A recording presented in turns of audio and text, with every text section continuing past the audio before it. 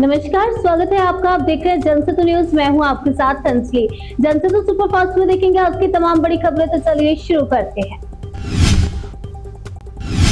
Indore high court से मंदिर घोषित किए जाने के बाद धार भोजशाला में जुमे के दिन पूजा की गई। बड़ी तादाद में हिंदू भक्तों ने माता वाघ देवी की महाआरती की। पूरा भोजशाला परिसर देवी देवताओं के जयकारों से गूंज उठा और इस दौरान धार को किले में तब्दील किया गया। चप्पे चप्पे पर पुलिस और RAF के जवान भी वहां पर तैनात दिखे। और आपको बता दें, कहीं कोई गड़बड़ी ना हो इसलिए ड्रोन और CCTV से इलाकों पर नजर रखी गई। 721 साल बाद धार भोजशाला में जुमे की नमाज अदा हुई। इंदौर हाईकोर्ट का फैसला आने के बाद पहले नमाजी ने अपने घर और आसपास की दूसरी मस्जिदों में जुमे की नमाज पढ़ी। नमाजी ने हाथों में काली पट्टी बांधकर हाईकोर्ट के फैसले का विरोध जताया। मुस्लिम समाज ने नाराजगी जताते हुए कहा कि उन्हें उनके अधिकार से वंचित किया गया है। ट्विशा शर्मा मौत मामले में मध्य प्रदेश हाईकोर्ट ने बड़ा फैसला लिया। कोर्ट ने ट्विशा शर्मा के दूसरे पोस्टमार्टम को मंजूरी दी। हाईकोर्ट ने यह फैसला ट्विशा के परिवार की अपील पर लिया। हाईकोर्ट के आदेश पर दिल्ली एम्स की टीम भोपाल आकर पोस्टमार्टम करेगी। इससे पहले लोअर कोर्ट ने दोबारा पोस्टमार्टम की अपील को खारिज किया था। परिवार शुरू से ही भोपाल के पोस्टमार्टम रिपोर्ट पर सवाल खड़े कर रहा था। ट्विशा केस की जांच में अब CBI करेगी। मध्य प्रदेश की मोहन यादव सरकार की सिफारिश पर जांच CBI को ट्रांसफर कर दी गई है। जल्दी CBI भोपाल पुलिस से केस का हैंडओवर लेकर जांच शुरू करेगी। CBI एक SIT का गठन करेगी जिसमें दिल्ली MP यूनिट के CBI अफसर होंगे। SIT की अगुवाई CBI के DIG करेंगे। और इस बीच ट्विशा शर्मा के आरोपी पति समर्थ ने हाईकोर्ट से अपनी अग्रिम जमानत की याचिका वापस ले ली। ट्विशा की मौत के बाद से ही समर्थ फरार चल रहा था। साइप्रस के राष्ट्रपति भारत के दौरे पर हैं। दिल्ली स्थित हैदराबाद हाउस में प्रधानमंत्री नरेंद्र मोदी से उनकी मुलाकात हुई। PM मोदी ने गर्मजोशी से साइप्रस के राष्ट्रपति का स्वागत किया। दोनों नेताओं के बीच द्विपक्षीय वार्ता हुई। मीटिंग में दोनों देशों में आपसी संबंध, व्यापार और रक्षा समेत कई अहम मुद्दों पर बातचीत हुई। PM मोदी ने साइप्रस के राष्ट्रपति के साथ प्रतिनिधिमंडल स्तर की बैठक की मीटिंग के बाद दोनों नेताओं ने जॉइंट प्रेस कॉन्फ्रेंस की। दोनों देशों के बीच कई अहम समझौतों पर हस्ताक्षर हुए। PM मोदी ने कहा, भारत और साइप्रस की मित्रता मजबूत भी है और फ्यूचरिस्टिक भी। और पिछले एक दशक में साइप्रस से भारत में निवेश लगभग डबल हुआ। दोनों देशों के बीच लगातार विश्वास बढ़ रहा है। हम अपने विश्वसनीय संबंधों को एक रणनीतिक साझेदारी के रूप में आगे बढ़ा रहे हैं। दिल्ली में गृह मंत्री अमित शाह BSF अलंकरण समारोह में शामिल हुए। गृह मंत्री ने कहा कि अब देश की सीमाओं को पूरी तरह से स्मार्ट बॉर्डर मॉडल के रूप में विकसित किया जाएगा। पाकिस्तान और बांग्लादेश सीमा पर हाईटेक सुरक्षा सिस्टम तैयार किए जा रहे हैं जिनमें अत्याधुनिक कैमरे, रडार, सेंसर और सर्विलांस इक्विपमेंट और रियल टाइम मॉनिटरिंग तकनीक शामिल है। नई व्यवस्था के तहत सीमा पर घुसपैठ, ड्रोन गतिविधियों, तस्वीर और संदिग्ध मूवमेंट पर तुरंत निगरानी रखी जा सकेगी। महाराष्ट्र और तमिलनाडु की 2 राज्यसभा सीटों पर होने वाले उपचुनाव का शेड्यूल चुनाव आयोग ने जारी कर दिया है। दोनों ही सीटों पर 19 जून को मतदान होगा और नतीजे उसी दिन शाम 5 बजे तक घोषित कर दिए जाएंगे। अनिल देसाई के निधन से महाराष्ट्र की सीट खाली हुई थी, जबकि डॉक्टर के पोनमुदी के इस्तीफा देने के बाद तमिलनाडु की एक सीट खाली हुई थी।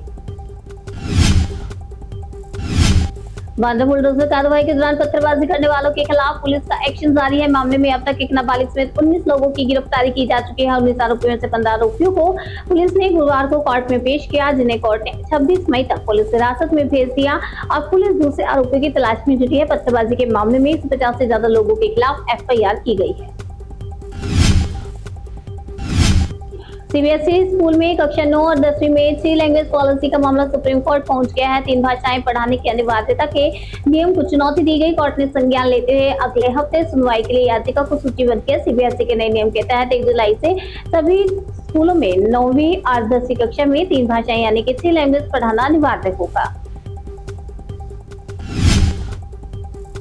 दिल्ली के पीतमपुरा में मस्जिद के बाहर हिंदू संगठनों ने जमकर बवाल काटा। बड़ी संख्या में लोगों ने मस्जिद के बाहर हनुमान चालीसा का पाठ किया। DK की जमीन पर बने मदरसे के ढांचे को विधायक के समर्थकों ने गिरा दिया। जुम्मे का दिन होने के चलते बड़ी संख्या में लोग नमाज के लिए मस्जिद पहुंचे, लेकिन हिंदू संगठन मस्जिद में नमाज नहीं होने देने की जिद पर अड़ गए।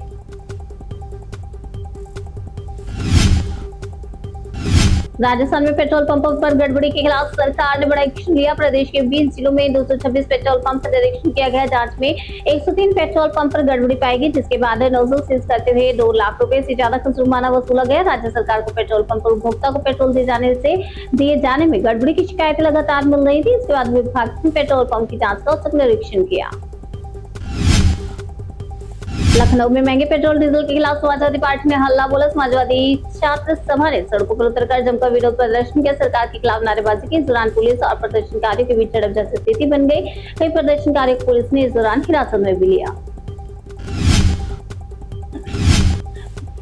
पीएम मोदी की ईंधन बचाने की अपील का असर देश भर में दिख रहा है। शुक्रवार को लखनऊ में 70 से ज्यादा जज साइकिल से कोर्ट पहुंचे। हाईकोर्ट भी कई जज साइकिल से ही गए और पेट्रोल डीजल की बचत के लिए जजेस ने गाड़ियों को छोड़ साइकिल से कोर्ट जाने का फैसला लिया।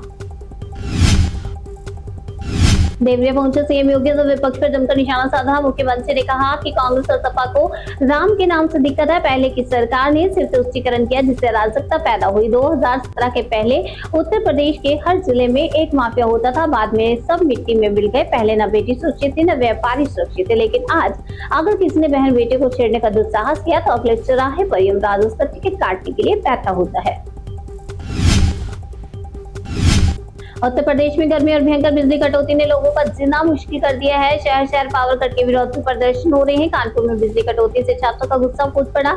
मेडिकल कॉलेज में बिजली गुल होने पर छात्रों ने कॉलेज परिसर में प्रदर्शन कर जमकर नारेबाजी की। बार बार बिजली कटने से छात्र परेशान हो गए। शिकायत करने के बाद भी समस्या का समाधान न होने पर छात्रों ने प्रोटेस्ट किया।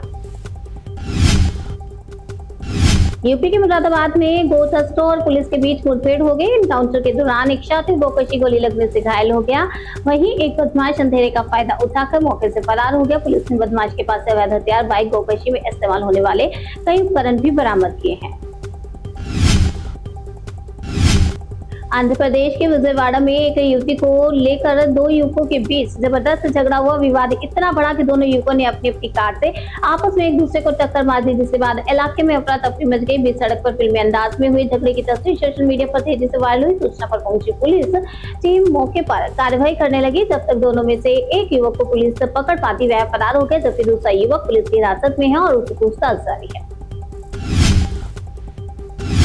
जयपुर पुलिस की स्पेशल टीम ने आईपीएल में चल रहे ऑनलाइन सट्टा कारोबार का भंडाफोड़ किया। गोविंद नगर में छापेमारी करते 3 आरोपियों को गिरफ्तार किया गया। रेड के दौरान पुलिस ने 18 mobile phone, 5 laptop, 24 ATM, 13 bank passbook, 5 सट्टा हिसाब डायरी और एक वाईफाई राउटर बरामद किया। कांगो में इबोला ट्रीटमेंट सेंटर भीषण आग लगने की वजह से जल गया। सेंटर में आग लगने से पहले वहां गोलियों की आवाज सुनाई दी। साथ ही सफेद गाड़ी सेंटर से आकर टकराई, जिसके बाद वहां आग लग गई। इस सेंटर में इबोला से मरने वाले लोगों के शव रखे गए थे। सेंटर के सिक्योरिटी का कहना है कि एक मृतक परिजनों के शव को वापस लेने के चलते ये घटना हुई है। रूस ने यूक्रेन के शहर सुमी पर ड्रोन अटैक किया। रूसी सेना के इस हमले में 6 लोग घायल हो गए। हमले में एक रेजिडेंशियल बिल्डिंग, इंडस्ट्रियल इलाकों को निशाना बनाया गया। रूस ने यूक्रेन पर 116 ड्रोन से हमला किया। यूक्रेन रक्षा मंत्रालय के मुताबिक उन्होंने 109 ड्रोन को नुकसान से पहले ही तबाह कर दिया था। उखड़ गए एमपी हरभजन सिंह। राज्यसभा सांसद हरभजन सिंह ने कहा कि उन्हें गद्दार कहने वालों से पूछा जाना चाहिए कि उन्होंने पंजाब की राज्यसभा सीट कितने में बेची थी।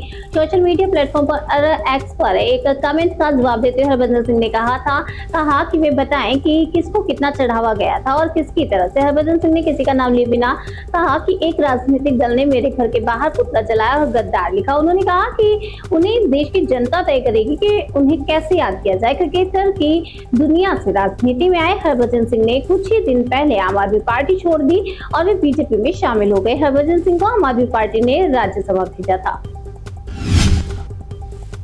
त्विषा शर्मा का पति सरेंडर करने कोर्ट पहुंचा। 10 दिन से फरार था और भोपाल के चर्चित त्विषा शर्मा मौत मामले में 25 वर्षीय ने शुक्रवार को जिला कोर्ट में सरेंडर कर लिया है और इसके कुछ ही घंटे पहले ही उसने अपने वकील के माध्यम से मध्य प्रदेश हाईकोर्ट में तुरंत सरेंडर करने की बात कही थी। हाईकोर्ट ने समाज को ट्रायल कोर्ट भेजा या कटरा हिल्स थाने में सरेंडर करने की अनुमति दी थी। मथुरा में अनोखा प्रदर्शन, यमुना प्रदूषण के खिलाफ कॉकरोच बनकर नगर निगम दफ्तर पहुंचा युवक, जमकर नाचा। सोशल मीडिया पर कांग्रेस जनता पार्टी की चर्चाओं के बीच उत्तर प्रदेश के मथुरा से एक अनोखा विरोध प्रदर्शन सामने आया। यहाँ वृंदावन में यमुना नदी के प्रदूषण और नालों को न रोके जाने से आहत एक युवक अनोखा वेश धारण कर सीधे नगर निगम कार्यालय पहुंच गया। योगी जी जय श्री राम कहकर लोग खुद ही अभिवादन करते हैं, देवरिया में बोले सीएम योगी। सीएम योगी ने देवरिया में कहा कि देश के अलग अलग राज्यों में अब लोग उन्हें देखकर खुद योगी जी जय श्री राम कहकर अभिवादन करते हैं। उन्होंने दावा किया कि यूपी में माफिया मिट्टी में मिल गए और गुंडे पलायन कर गए। सीएम योगी ने सपा और कांग्रेस पर राम विरोध और तुष्टीकरण की राजनीति करने का आरोप लगाया। साथ ही कहा कि अयोध्या, काशी और बस्तर से धार्मिक स्थलों का तेजी से विकास हुआ है। जनसेता सुपरफास्ट में आज के लिए फिलहाल इतना ही। तब तक के लिए बने रहिए हमारे साथ और देखते रहिए जनसेता न्यूज, जन से सरोकार।